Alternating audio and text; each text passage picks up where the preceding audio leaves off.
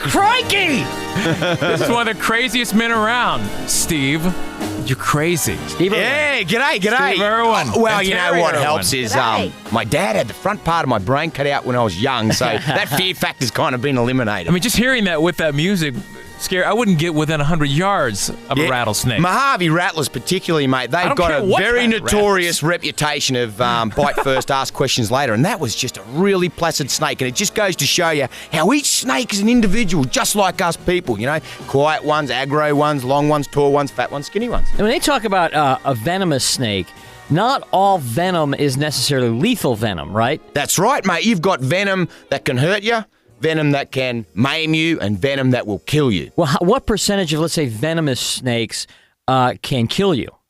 It really it depends on individual reactions. It depends on there's a whole load of factors that get thrown in. It's how your own body deals with it. But the venom toxicity of snakes, you know, probably around about out of all the venomous snakes in the world, be less than 20% actually have enough venom in one bite to kill a human. And in Australia, we've got like the top 10 and 17 of the top 20. Just looking at them, you can tell which ones are the ones to stay away from? Yes. You As know long immediately. Oh, no, mate, usually I have to get within 10 feet. It depends on which country I'm in, too. Like, you know, you got to research a lot because there's a lot of colour variations. Like, if I lobbed up down South America right now, I'd go straight to the books and make sure I'd seen every picture of bushmasters before I went down there, just so I was, like, accurate. And if I can get within 10 feet, yeah, I could ID it. We should also point out that Terri Irwin, I said that. Steve's wife, is here. Okay. Yes, thanks for pointing that out again, though. Thank you. Okay, Because I am very actually nice. the crocodile hunter, and my husband helps me. You hunted down. Yeah. She's the beautiful half. You really hunted down a big croc. I did. The biggest, mate.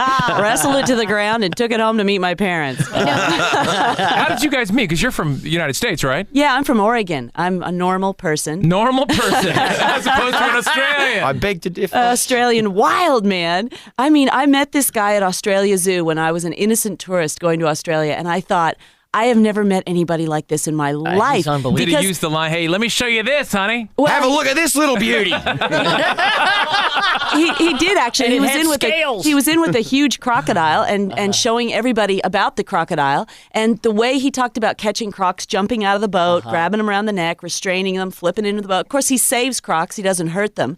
And I thought, this guy is like Tarzan meets Indiana Jones. He's the most incredible man, and had to meet him.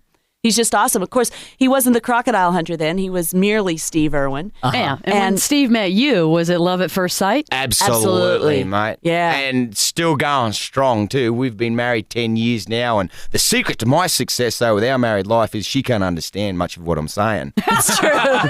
She still doesn't know what crikey means. No idea. I don't Not think a clue. anybody does.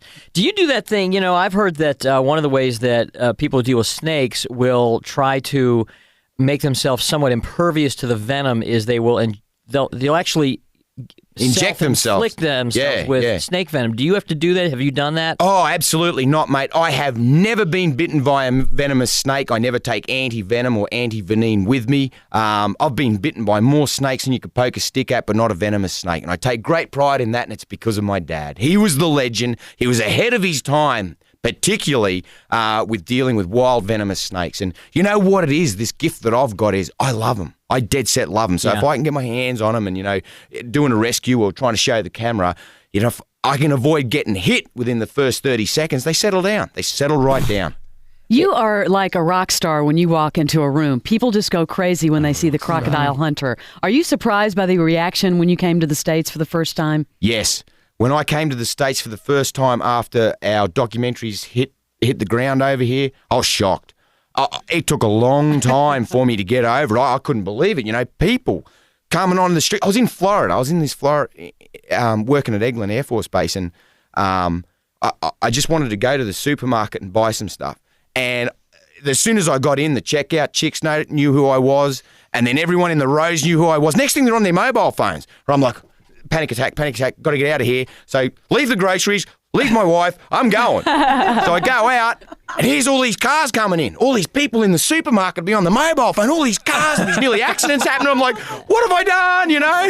It was like, I was just completely... The best part of it, though, is that when people come up to you, it's different than that Hollywood hype. It's like their family. Yeah. It's like people will come up to us and go, how's Bindi? We saw your little girl being born on television. And with the movie, man, it's like the next epic thing. It's the Exactly. big screen. And filming the movie was so eye-opening because Crocodile Hunter Collision Course had a crew of like 150 people on set. We carted them everywhere. We had all these people out at the Simpson Desert where it was so hot, one of the guys' soles melted off his shoes. They fell off. We they took them- just melted them We off. took them where no movie crew has gone before. More of this interview you don't want to miss is back in minutes on the best of the morning X 99X.